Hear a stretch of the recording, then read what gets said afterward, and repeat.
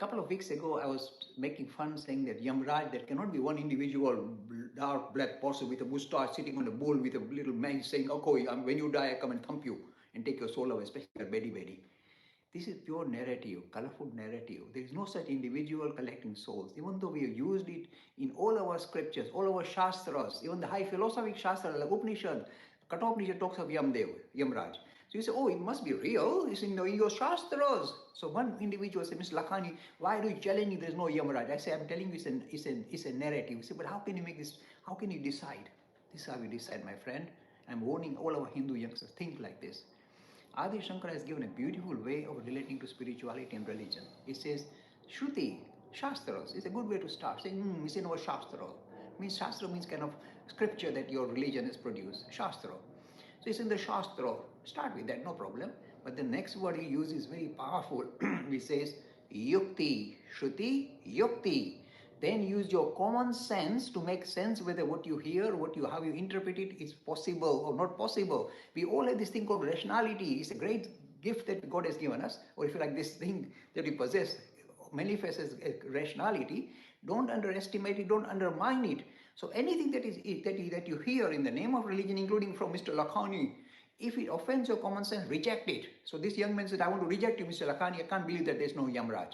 I say, fine, reject it. You're allowed to think like this only in your tradition. And other religions, if you do that, they'll really ostracize you. In your religion, say, use your rational faculty. If anything doesn't appeal to your common sense, reject it, even if it's in the Shastra. So I am saying the idea of Yamraj that you see in the Shastra is something purely narrative.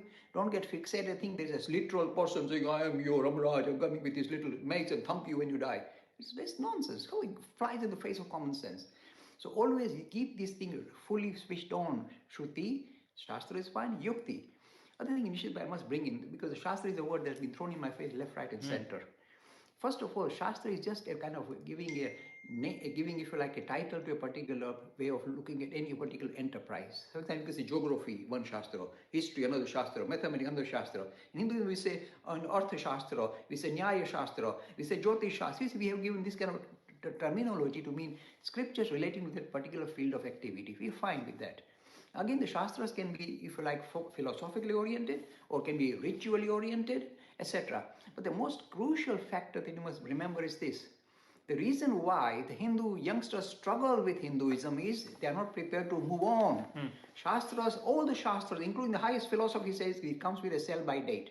If circumstances are changing, humanity is evolving, it can relate to spirituality in a different way. Allow for it. Don't say, no, it written 2000 years ago in this Shastra, Manusmriti. Don't do that. You are in trouble straight away.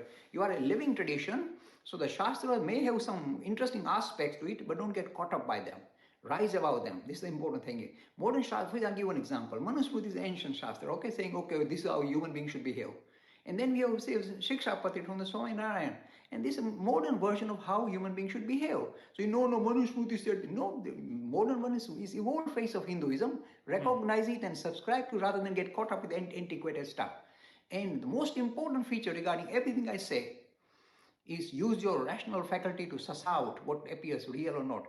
Any system you adopt, if it's not well joined up, if the bits that are not reconciled within itself, throw it away, because that is a jagged system. In science, we do the same. Does not serve you at all. If you approach any hypothesis which is not self-consistent, don't waste your time on it.